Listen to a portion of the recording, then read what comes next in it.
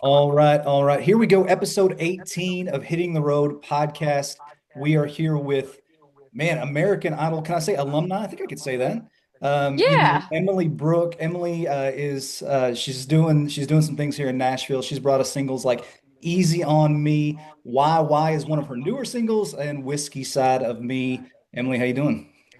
Good. How are you? I'm good. I'm good. And so I know that before we jumped on, you do have a guest with us. Could you introduce your guest? Yeah. Little girl. Okay. This is my golden retriever. She's like Yeah. my shadow, my everything. I would literally die for her. Yep.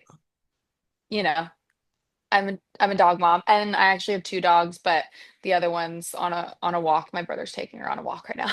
Gotcha. Gotcha. And and we were talking about, just kind of how earlier, we don't deserve dogs. They're amazing and incredible. And did you get her Yeah. when she was a pup? Did you get her when or did she have a little age to her?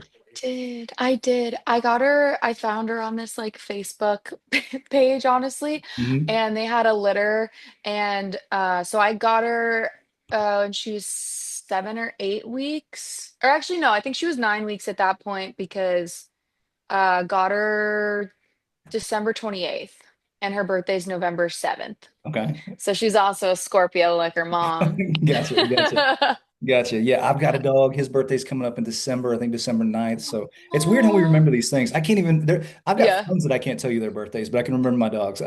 But yeah, but But you know what? Who's happiest when they see us come home at the end of the oh, it's day? the dog. Yeah, hands You down. know, it's the dog. It's It's the the dog. Yeah. dog. We're their it's where their whole world. It's funny because I saw something the other day. I Literally. didn't mean to go on a dog tangent, but I saw something the other Love. day that like a week for a dog is like, or a day is like a week for, like in human kind of time. Like a day is like a week. It's our week.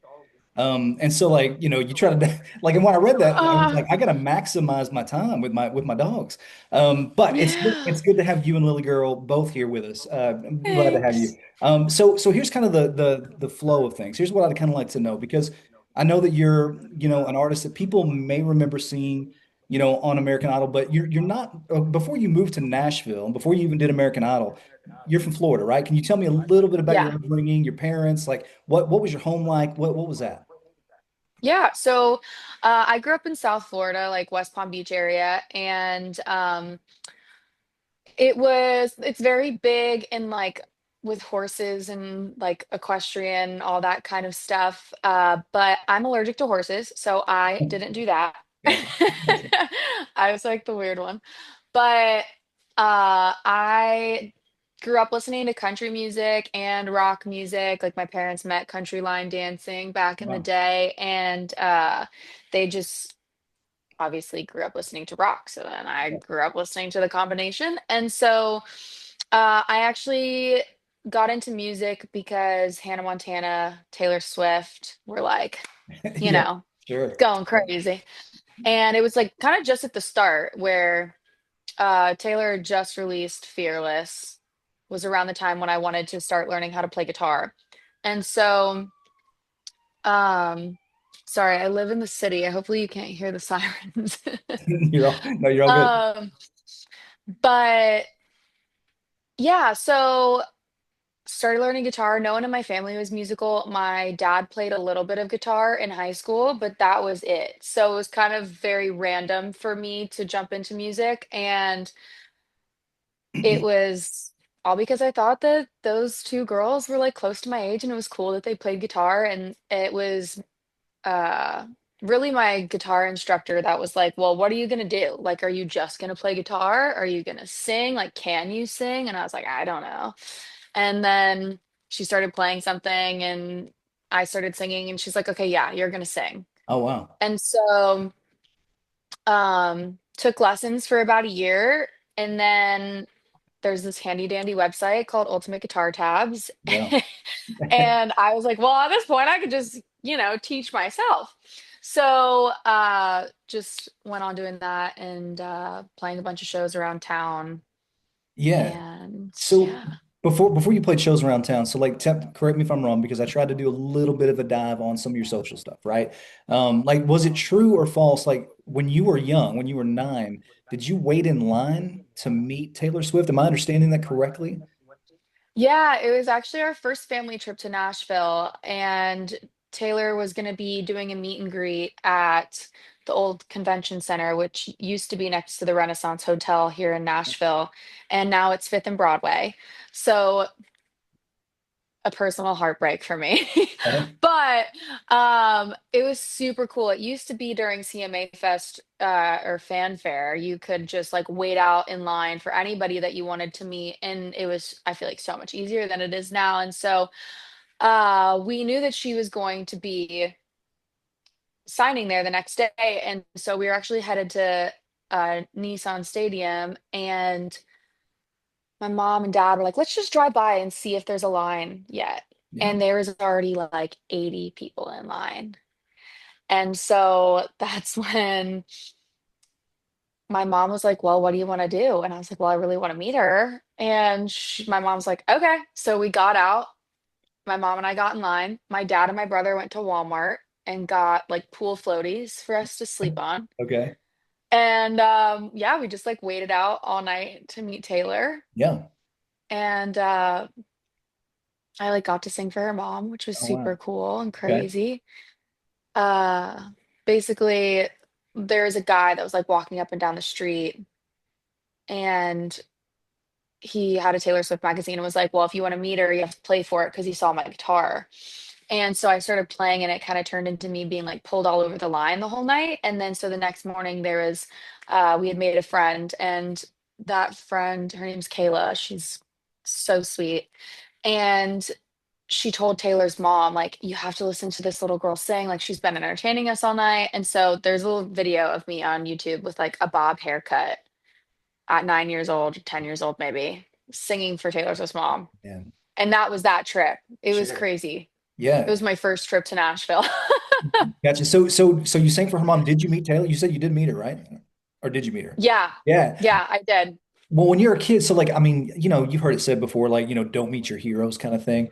I mean, Yeah. did it live up, as a 9-year-old, did it live up to everything you'd hope that it was going to live up to and all that kind of stuff? It was really, yeah, I feel like it did for sure. And then I got to meet her again a couple years later, and her mom remembered me, like remembered meeting me, and Yeah.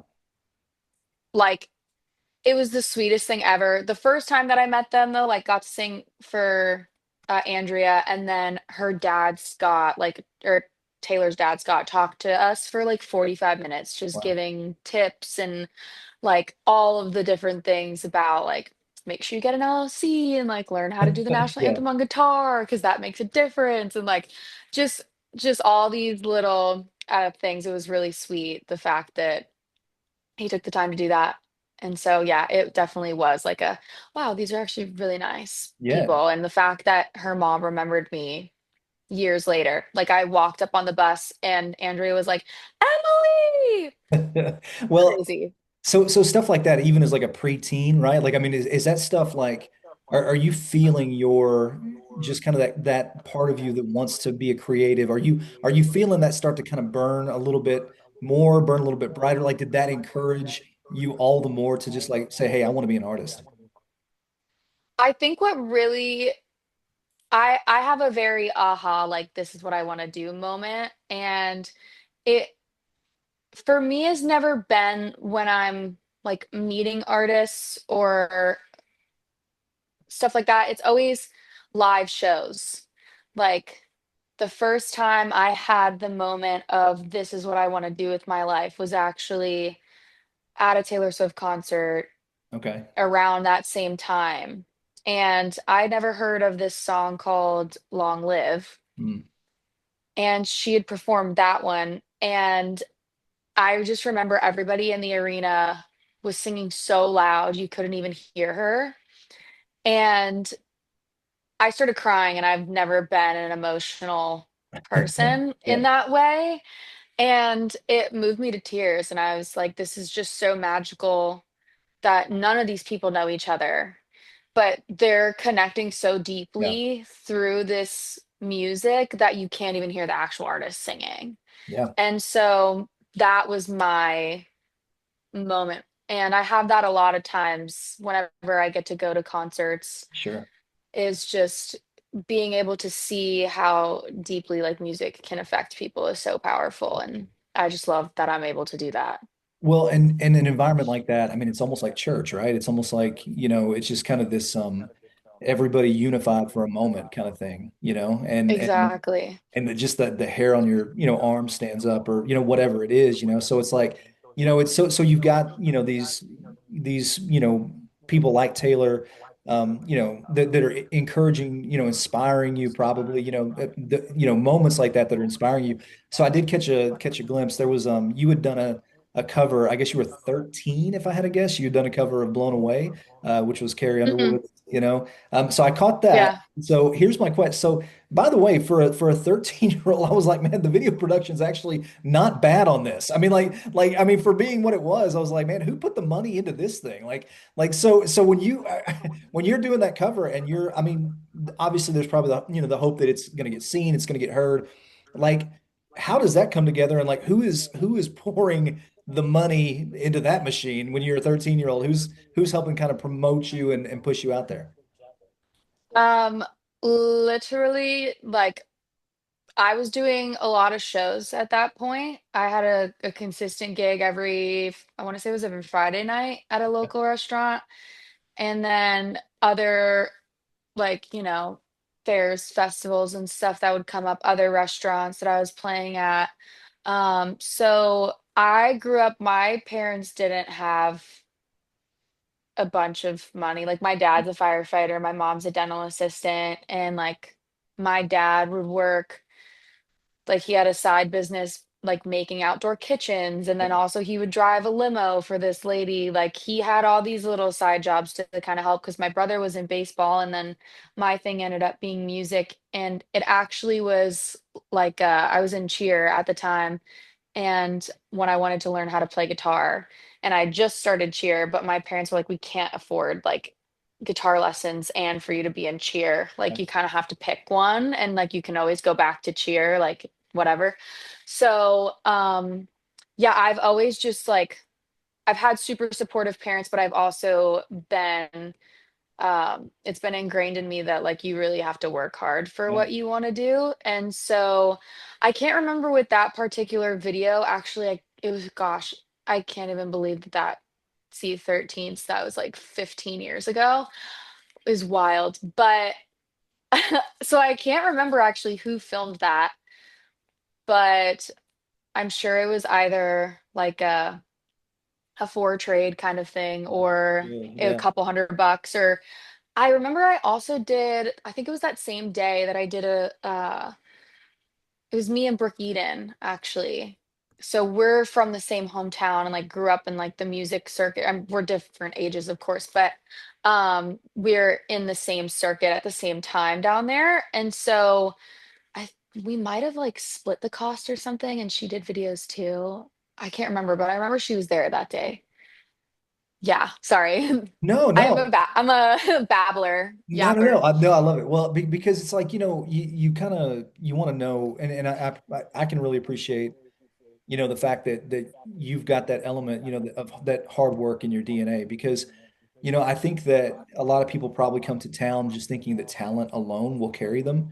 And it's certainly more than that, right? Because everybody's talented. Yeah. Everybody's talented. And so it's just like I think a lot of times it's the grinders, it's the one that's gonna, I mean, for instance, and I'd love to hear about this at some point too, but it's like, even for a lot of the people that are playing down on Broadway, I mean, there's a certain sometimes this idea of like, hey, I've got a gig. It may not be paying me a lot, but it's a consistent gig and I've kind of made it. I mean, I'm on Broadway now. I'm playing down, wherever at the stage, wherever it is, but there's that element of like hard work of like you can't ever be satisfied, right? You have to kind of keep grinding, especially when somebody like yourself who's an independent artist, right? Yeah, I actually just had a meeting this morning and we were having this conversation about how it is such it's a very like demeaning town in the sense of you're always trying to reach that next thing. And sometimes it's like, an artist will get signed off of TikTok and that's frustrating, but also it all balances out because in a couple years then they could be dropped and they were like hot at the moment. Sure. And like you just really never know what there's stuff like that. And then it's just the industry changes so fast. And if it's not something that you're passionate about or you can't see yourself doing anything else, then I've noticed there are a lot of people that have the mindset of like, well, if this single does well, or if this does well, or once I hit this, or if I hit this, then I'll keep Yeah. going. Yeah. And there's just always going to be something that you're striving for.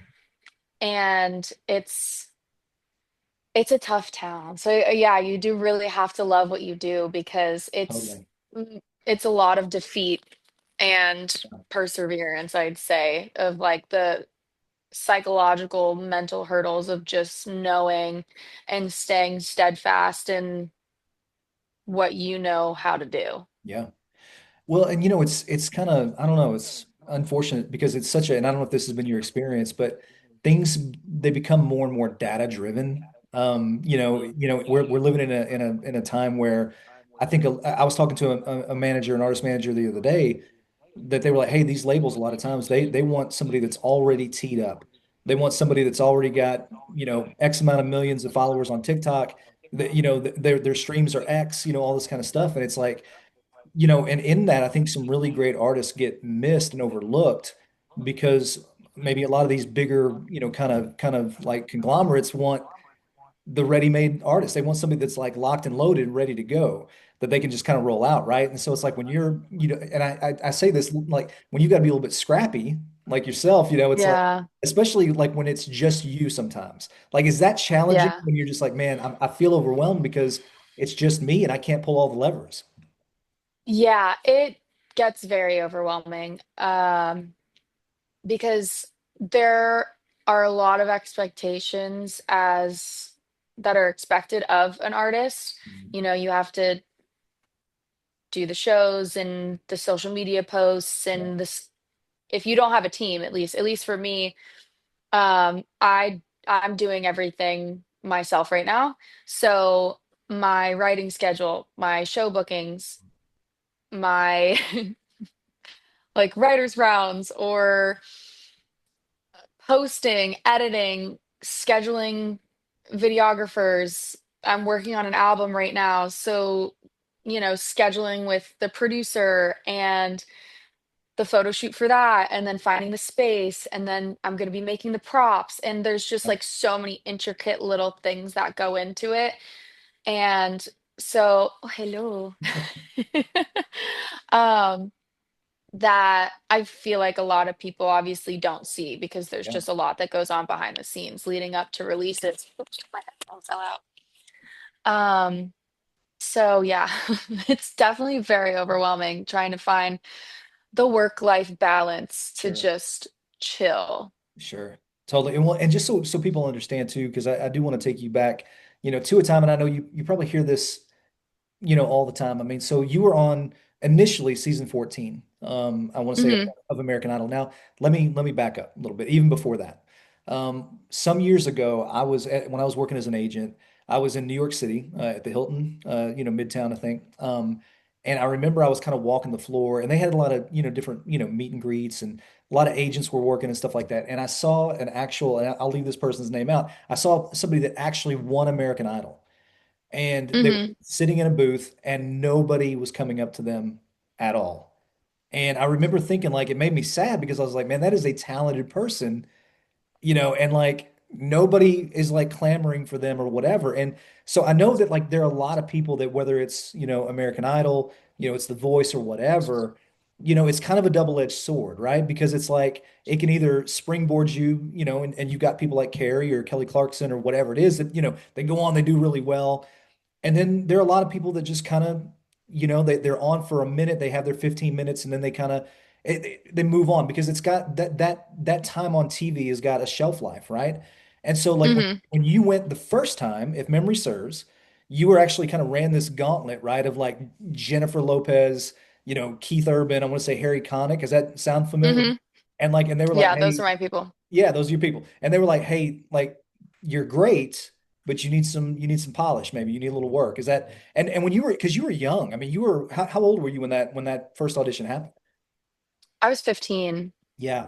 And so like the 15-year-old you, and you've been gigging and all this kind of stuff, like, around Florida, all this kind like, how does that 15-year-old you, did you see it as an opportunity like, hey, I'm going to get better? Or did you see it as an like, hey, this kind of hurts me pretty, pretty deeply, and I'm going to have to really think about this for a while. No, I took the criticism and ran with it. I came off of the show and I did agree. Like, I had only accompanied myself for a really long time. Yeah. I just always counted on me playing guitar. And so coming off of the show that year at 15, had a band and we just went around and probably did like close to 250 shows that year. Wow. Um, I was just like, okay, well, this is something that I can work on. Let me do that. Yeah. And so then they had invited me back for their like farewell season 15 Yeah. season. And when I came back, that was one of the immediate compliments that they gave was they noticed the improvement and that I actually like took what they said to heart and actually worked at it and improved at it. And so I'm very, I feel like I'm very open to criticism because I feel like we can always grow and learn. And I, f- I feel like if I don't know, I just, yeah, period. I think that we can Yeah. all grow and continue to learn from other people. Sure. And so I tried to do that. Yeah, no, and I'd see, and that's the thing. I think a lot of times, like you said, I think we all, run into that. I mean, even myself. I mean, we run into, run into people that are like, hey, I think you could do better. I think you can make this change or this adjustment. Yeah. And for you to come back the next year and they're like, they recognized you. They're like, hey, we remember you. You were great. And you taken that and run with it, like you said, and you ended up moving on, right? So which is incredible. But I guess my question to you from that point on, because you didn't win, American Idol that year, but like, when did you decide, okay, so Florida, you're great, you've been amazing, but I think Nashville is calling my name. Like, how old were you when that kind of happened and you moved to Nashville? I actually had that feeling when we took our first trip here. Okay. I was like, this just feels like home. This feels like where I need to be. And that's actually how I wrote my first song was I kept calling and annoying my mom at work, being like, can we move to Nashville? Can we move to Nashville? And she was like, do you want to move there so badly? Write a song about it, Oh like to wow. distract me until she Yeah. got home. And I like wrote a song like 45 minutes and I was like, I wrote a song. Can we move now? Wow. Yeah. Yeah. And my first song that I wrote was called Wild and Free. Okay. And it was about moving here.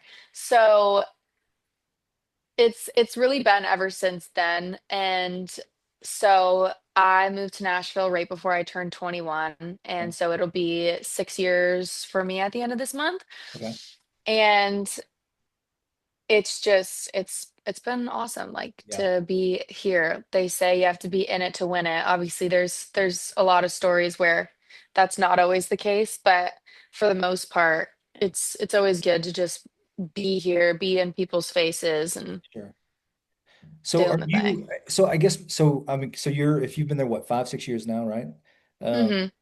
10-year town. Yeah.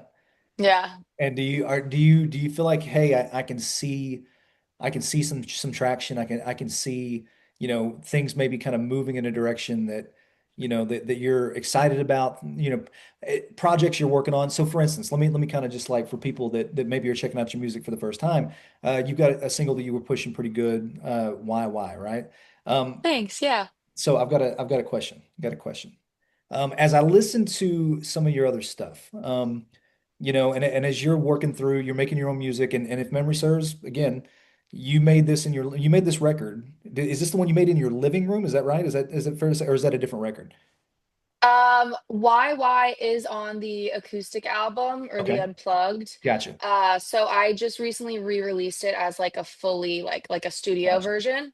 But yeah, we filmed that whole or filmed recorded that whole album Yeah. in my old living room. It's Okay. like my first apartment in Nashville, so sweet. Gotcha, gotcha. So as you're making, music and you're, again, I can only imagine that like you making that or making music, I should say, in your living room from time like I want to say you're probably bootstrapping it, yeah? You're probably in a lot of ways you're probably just trying to do it you're trying to make the best possible, art. And at the same time, you're trying to be mindful of the reality of your budget. Is that fair to say? I mean, is that Oh, yeah, 100%. The main reason why I did that album Unplugged was because I had music that that I loved, but I didn't want to use the budget to go into the studio and like fully have every single one of those songs produced because I also knew at that point in time leading up to doing that that if I were to go into the studio, I know that that music isn't where I'm going sonically as an artist. So it kind of felt like I would be throwing away money to like invest in a project of songs that I really loved, but I knew didn't fit me completely as an artist and where I was going. So I thought about how doing an unplugged album would probably be the best hmm, in that case scenario because it's still streamable. I don't have to rent a space. yeah, Like I can literally do it unplugged in my living room. And then the only cost would be to, pay the musicians and the videographer. So that's kind of how that came about was yeah, yeah, because I was just like, okay, how can I get new music out to the fans without breaking the bank yeah, when I know that I'm going this direction? And so, yeah, it was fun and sure. it's Yeah. nice. It's nice to have them out. But Well, and and I saw, I saw a lot of the video from the acoustic sessions that you did, and it was, I mean, it was well done. It was well done. I mean, that, thanks. yeah, I mean, and I thought, the songs were well written. Here's my question too, because and this is maybe one where you're just like, Nate, I don't know if I want to answer this, but I've noticed that in your songwriting, in your artistry, there is an element of breakup that is pretty significant, yeah. And I want to know, like, is that something that like came from? I've got a couple questions, but the first one would be, is that something that Yeah. came kind of from firsthand experience, or is it something that is more, again, just artistry? Like, where did you kind of land on that? Yeah. So for the all of the pieces unplugged little EP album that we did, it came about honestly because over the years of me living in town and writing, I had written a lot of those feelings of, when you first meet someone and you're excited and then you think like, oh, like maybe this is gonna work out, this is gonna be great. Yeah, And the blind side or the heartbreak and what have you. And so over the years, kind of looking at my catalog, I had always wanted to create a project that took you through each feeling and kind of like stage yeah, of a relationship because when I was 18, I went through a breakup for my first breakup, and I was only had the boyfriend for like a month and a half, but I was like, sure, ah, like wrote easy on me about him. sure. And so um I knew when that happened that I wish that there was a specific album that I could go to that would give me the song for what I was feeling because I was having to like bebop around to different artists and different albums and different, Yeah, singles and try to find like the song that matched my feeling. And so I wanted to do that for a really long time. And then just looking at my catalog, I kind of realized that I had written a lot of those feelings. And so it was kind of like what is it, a three birds, one stone, like yeah, yeah. budget, direction, and getting to check that off the list of a concept album that I wanted to do. Yeah, yeah. Well, so I had an artist on the podcast, Mike Ferris. He's a Grammy winner. And Mike was open and honest about, his past struggles with like alcoholism, and he's since been sober for quite a while now. But one thing that we kind of discussed is like, a lot of times with an artist, when it pertains kind of to alcohol or whatever it is, right? Like there's sometimes this it almost like fuels the artistry, like almost like they almost need it to. And I'm not saying that that's true. I'm just saying like there's this thought that they're dependent upon it for writing lyrics that catch or a hook that catches or whatever. And I say that because it's like, using that same kind of like symbolism with heartbreak and like with breakups and relationships that go sideways and things like that. I mean, because I mean you see some of that like in the Taylor Swift stuff. Like, I mean, it's just like, oh man, it sounds like she was targeting that dude pretty good. Or what, like, I mean, you see it a lot of times in artistry. I mean, for Yeah. you, have you I don't I guess my question would be, do you feel like sometimes that heartbreak fuels you, as not that you go looking for it, but that it's like it has fueled you, as an artist to reach places, inside yourself that maybe you wouldn't have explored or examined otherwise. I feel like music and like writing about the feeling is, yeah, not I definitely don't go looking for it for Sure, sure. sure, sure. I'm such a lover girl at heart. It's annoying, but it helps me work through it a lot.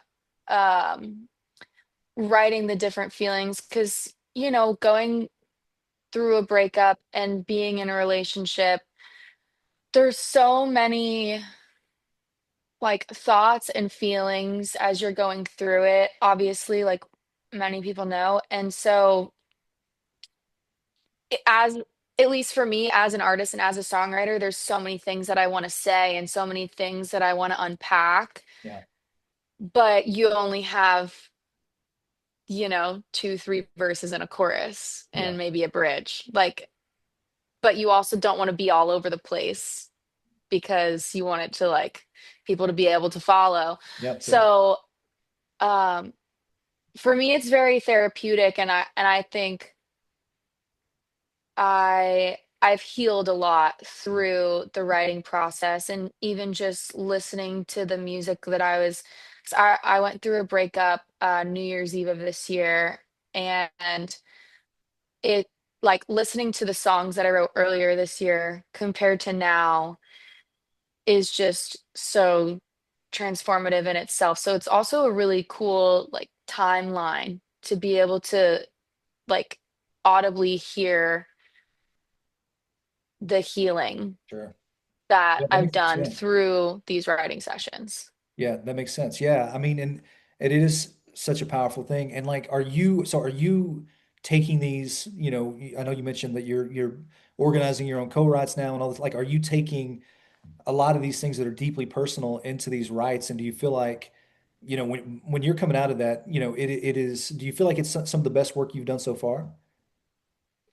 Yeah, I'm so excited about it because I also started working with a new producer, and I've been having a what's how do I word this properly? Um, I've just always been like looking for something in my music and felt like I haven't been able to find it. And I hear it in my head, but obviously, like when you're trying to find a producer, that's why sometimes it's really hard. And also, one of the reasons why I didn't want to do a full album and I did the unplugged thing was because I felt like I was kind of still searching for someone where it just like clicked. Like Yeah. when we were in the studio, it was like, oh my God, like this is my sound. This is the sound that I've been Yeah. trying to like get to. And so recently with like within this year found that. And so my next producer is Brad Wagner. And so we've been working together, writing together a lot. And also there I've been writing with Tori Tellier and Nell Maynard, and they've been a part of the healing process like since day one. Yeah. Basically, like we wrote together. I want to say it was the Monday after New Year's Eve. Okay. Oh, wow. And my ex and I broke up on New Year's Eve, Yeah. and New Year's Eve Still was a fresh. Tuesday. So Yeah. like 6 days after. Yeah. And so we've written a lot of songs, and so a lot of them are gonna definitely go on the project. So I'm so sorry. I have ADHD and also I yap, so it's a crazy combination. Did that answer your question or It did I did. No, kind of bebop? 1,000%. No, 1,000%. Okay. Well, no, you're good. You're good. I appreciate I just like the start rambling and then I'm like, wait, am I actually getting to the point of his question? no, you're good. You're good. I promise. You're fine. So let me ask you this, and you've been awesome. Thank you so much. And so, but let me ask you Thank this, like, you. as a, as an independent artist, right? So, somebody that is doing, you're like we said, you're kind of pulling, the levers as best you can. For anybody else that may be an independent, because our company, we work with a lot of independent artists. How do you feel like because you've only got so much time in a day. What do you feel like is the best use of your time as an independent artist right now? Like, what do you feel like are the priorities that you're looking to accomplish in a day to further yourself along, as you continue to make, new art?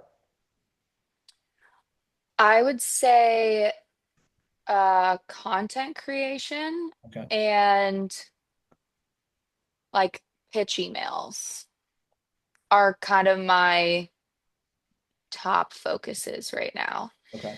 Um, really trying to push this YY single. Yeah. I'm about to announce the next single, which will also be from the acoustic album, but like remastered studio Yeah. kind of thing. And then just really the focus is building the buzz with those songs. So then once it's time to start teasing stuff for the album, hopefully then there'll be a momentum rolling. Sure. And so that, and then yeah, just like sending out emails, trying to get to new cities and Sure. perform and all that kind of stuff. Well, and what's been the most challenging thing when it comes to content creation? Like, because it's not always easy. I mean, I mean, now granted, you can make the argument, well, everybody's got an iPhone, they can, but it's not as easy as that sometimes. So it's like, what for you has been the most challenging thing as far as putting out consistent content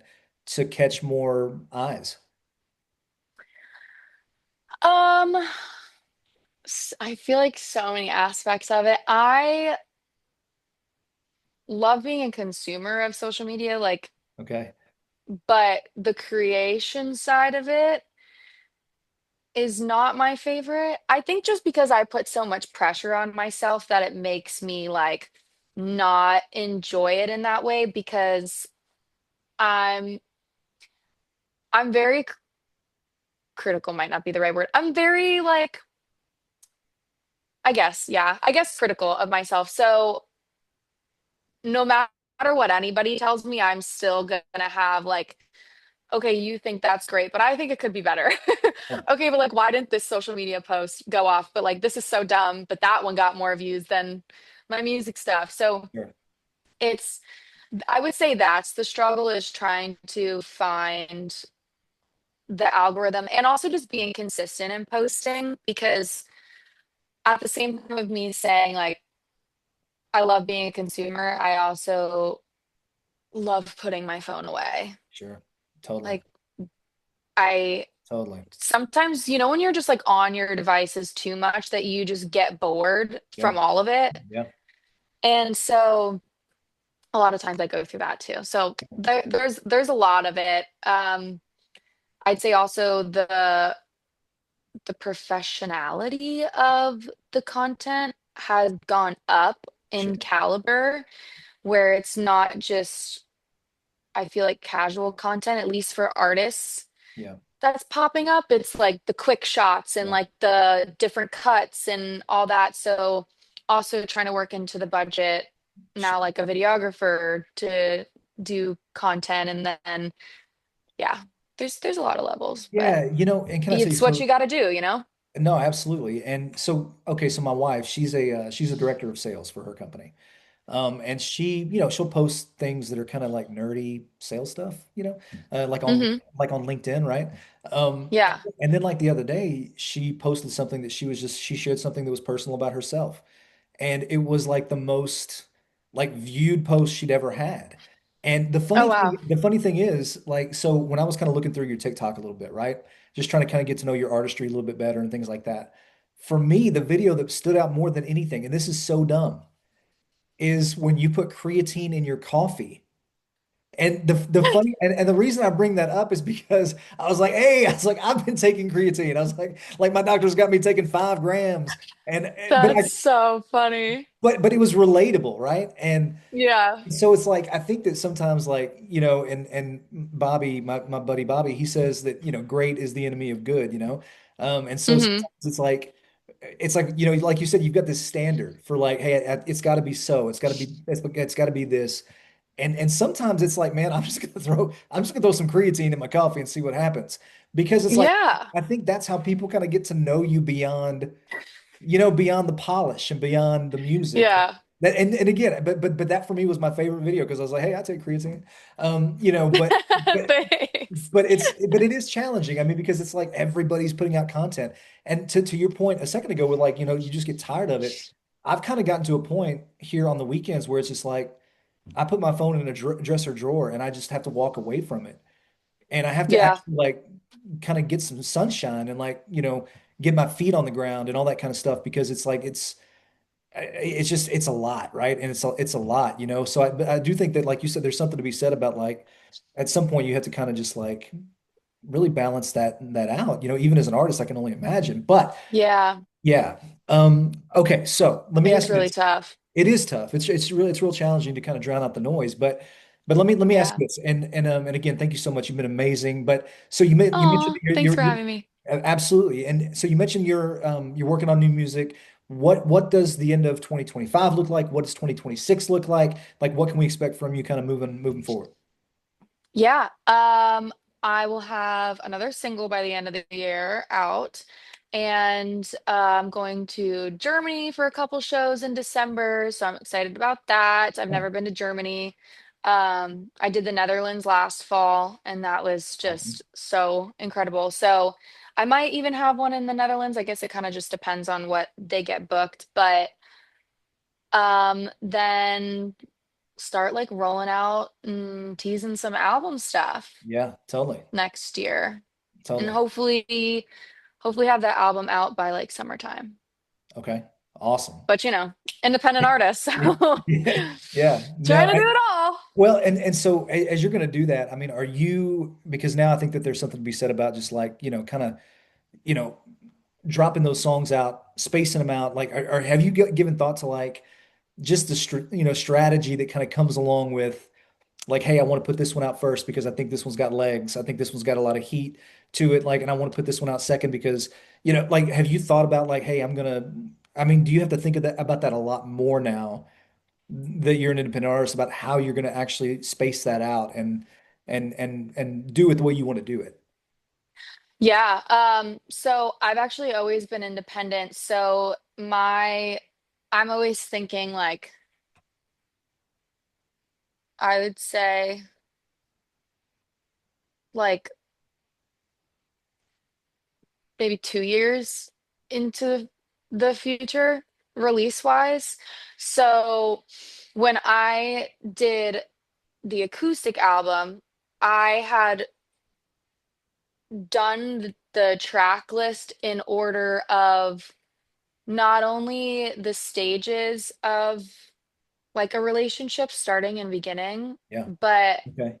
or starting and ending, but also sonically, you can hear how it changes towards the end of the album where it gets a little more rocky, a little more edgy sonically, even though it's acoustic, like it has more of an edge to it, I feel like as well, lyrically, obviously because of the end of a relationship, but overall. And I did it that way because I knew that I wanted to release YY as like a fully produced single. So I ended the acoustic album with YY so then I could start the next phase, I guess, or the next era Sure. um Sure. in the direction that I'm going. And then so my next single is um is another song from that album, but it plays into the album that I'm going to be releasing next year. Okay. of like the toxicity of parts of a relationship Yeah. and um just like the begging for someone to notice you and like nothing you do is good enough. And so that will then like, transition into the album and where I'm going. And then after the album, I also have already like a couple songs that I know will be after that album. Yeah. So yeah, it's very like I'm very far ahead Sure. Yeah. thinking. So Yeah. like You have to be. even yeah. So I don't know. It's really exciting though, getting to plan it out. I love that aspect of it is just figuring out where all the little puzzle pieces are gonna go. And like I'm already planning, which maybe this is probably because I'm independent, but like Sure.